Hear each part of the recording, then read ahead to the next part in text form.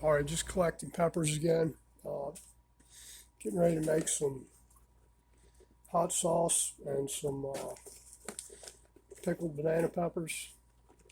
Should have enough in here for that. We've got a mixture of the green cayenne and the purple cayenne and a few red ones in here. Probably start off doing the fermenting the banana peppers first.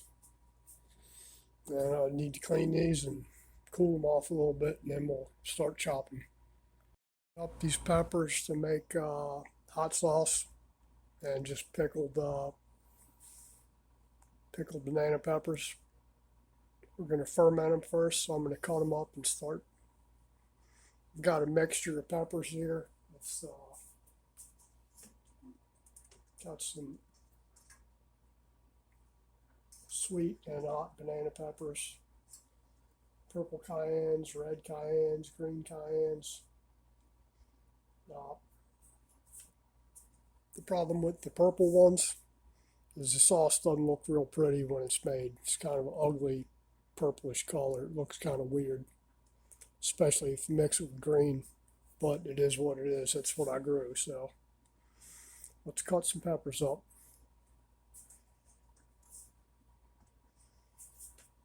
So you're going to slice these things into, I do them in rings. You can do them whole. And peppers, I usually just cut the ends off and don't even bother slicing them. A lot of people remove the seeds. I'll leave the seeds in there. Makes it a little bit hotter, but it is what it is. So, sharp knife. Remember, don't touch your face, or wear gloves and don't touch your face anyway when you're cutting up hot peppers. You don't want to burn your eyes out.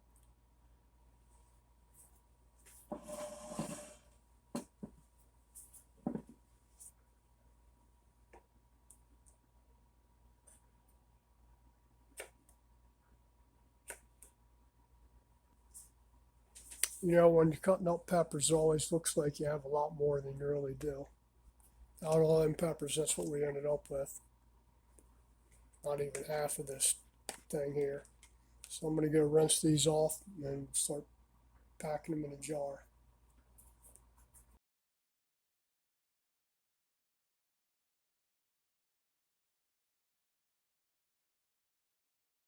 Okay, I went ahead and seeded those the best I could.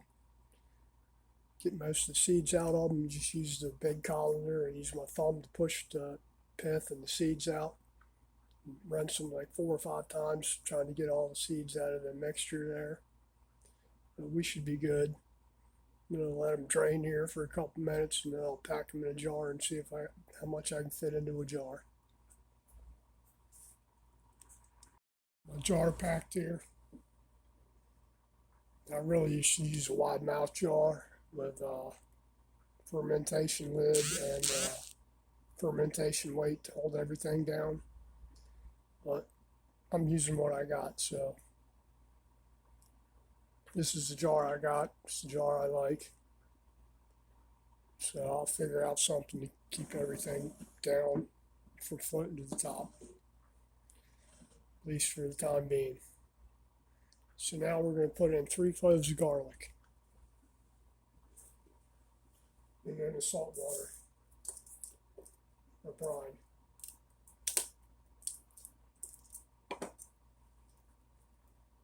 Now I guess you could cut these up. I just kind of crush them a little bit, toss them in there.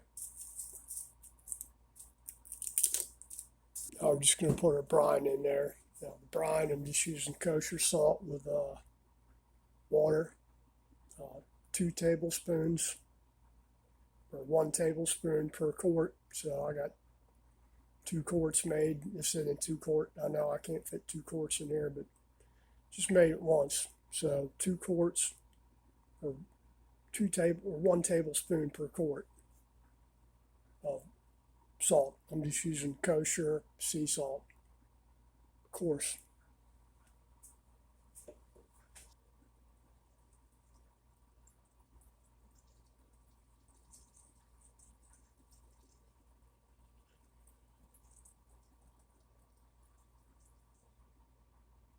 Yep, just enough.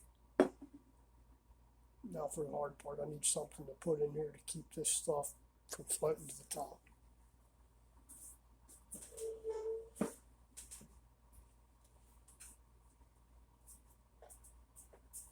As much as you can anyway.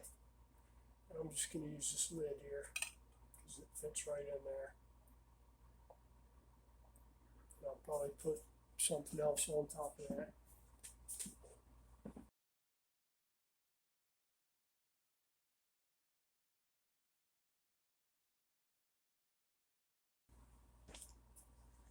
Put this piece of plastic down in there. Perfect. It actually worked out pretty good. This is just a plastic lid off of something. I think Chinese food or something came in there. That one fits. I'm just going to stick a couple of rubber bands around the edge of this thing here.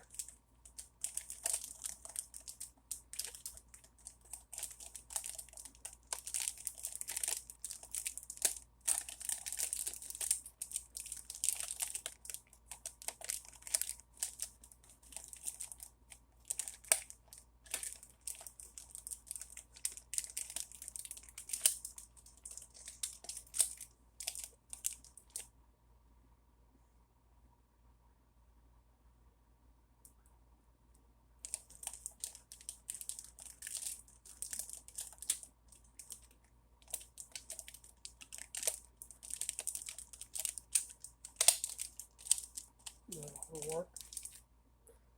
Now we're going to give this 5 to 10 days. We're going to check it every day to make sure that we don't have any weird stuff growing in there. And after 5 to 10 days, we can put it in the refrigerator. So just in a cool, dark place for 5 to 10 days and let it ferment. We should be good. I'll let you know how it goes.